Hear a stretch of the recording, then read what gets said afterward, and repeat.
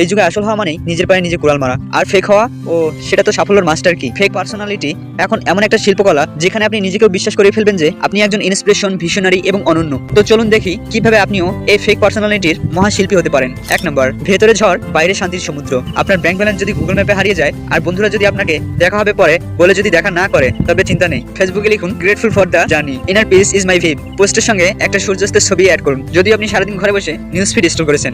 Number 2, মোটিভেশনের বানভাসী। নিজে যদি সকালে আয়নার সামনে দাঁড়িয়ে ভাবেন আমি কিছুই পারি না, তবুও ইনস্টাগ্রামে লিখুন the only limit is your mind, keep pushing. তারপর আরামে সোফায় বসে ফ্রিজ থেকে চিপস বের করে নেটফ্লিক্স চালিয়ে দিন। মোটিভেশন তো ফলোয়ারদের জন্য, নিজের উন্নতির জন্য তো নয়। Number 3, fake lifestyle real filter. ধানমন্ডির কোনো একটা ক্যাফেতে 50 টাকার চা খেয়ে ছবিতে এমন অ্যাঙ্গেল দিন যেন প্যারিসি কোনো 5 স্টার হোটেলে বসে আছেন। ক্যাপশনে লিখুন ক্যাশিম dream one sip at a time, যদিও বাস্তবে চায়ের বিল আপনার বন্ধুই দিয়েছে। ইয়া হাবিবি। নাম্বার 4, মানবতার মেকি মহারথী। রাস্তায় একটা বিড়ালের পাশে দাঁড়িয়ে সেলফি তুলুন, পোস্ট করুন be kind always, the world needs more love. কিন্তু যখন আপনার বন্ধু বিপদে পড়ে আপনাকে ফোন দিবে তখন বলুন ভাই একটু ব্যস্ত আছি, পরে কথা বলি। বন্ধুদের প্রতি ভালোবাসা শুধু ফেসবুকের ক্যাপশনে দেখাবেন, বাস্তবে নয়। নাম্বার 5, সেলফ লাভের ওভারডোজ। নিজের জীবন নিয়ে যতই হতাশ হন না কেন প্রতিদিন একটা সেলফি পোস্ট করুন। ক্যাপশনে লিখুন I am in us shining from within. Post করার পর আয়নার সামনে দাঁড়িয়ে মন খারাপ করে ভাবুন কিছু একটা তো ঠিক চলছে না। ভাবতে ভাবতে আবার রিল ভিডিও, নাহলে টিকটকে গিয়ে 6 ঘন্টা কাটিয়ে দিন। নাম্বার 6, ঠোঁট বাঁকা করে কথা বলুন এবং কথায় কথায় ইংরেজি বলুন। আপনি কথা বলবেন আর ইংরেজি বলবেন না, তা কি করে হয়? মানুষ বুঝুক আর না বুঝুক সেটা মানুষের ব্যাপার, কথার মাঝে ঢুকিয়ে দিন 2-1টা ইংরেজি শব্দ, এতেই আপনি হয়ে যাবেন স্মার্ট। যেমন লাইক, দেন, সিরিয়াসলি, ওয়াও,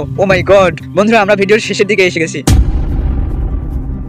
সত্যি কথা বলতে ফেক পার্সোনালিটি আপনার লাইক, কমেন্ট, ফলোয়ার আর সাময়িক বাহাবা দিতে পারে, কিন্তু মনে রাখবেন এই মুখোশের পিছনে একটা বিশাল শূন্যতা লুকিয়ে থাকে। দিনের শেষে যখন ক্যামেরা অফ হবে, ফিল্টার মুছে যাবে, তখন নিজেকেই প্রশ্ন করতে হবে আমি কি নিজেকে ভালোবাসি নাকি কেবল নিজের সাজানো ভার্সনকে। শুনুন, আপনি যেমনই আছেন তেমনই দুর্দান্ত। আপনার অগোছালো সকাল, অসম্পূর্ণ স্বপ্ন, হাস্যকর ভুল, এগুলোই আপনাকে মানুষের হৃদয়ের কাছাকাছি নিয়ে যাবে। হিরো আলম বা সুলাইমান শুখর অথবা এলিজাবেথ হোমসদের মতো ফেক মুখোশ পরে জীবনের মঞ্চে অভিনয় করার দরকার নেই। আপনার আসল গল্পটাই সবচেয়ে সুন্দর গল্প। টেক কেয়ার, ভালো থাকবেন সবাই। পারলে আমার জন্য একটু দোয়া করবেন, আমার মনটা আজ ভীষণ খারাপ। অল দ্য বেস্ট, আসসালামু আলাইকুম।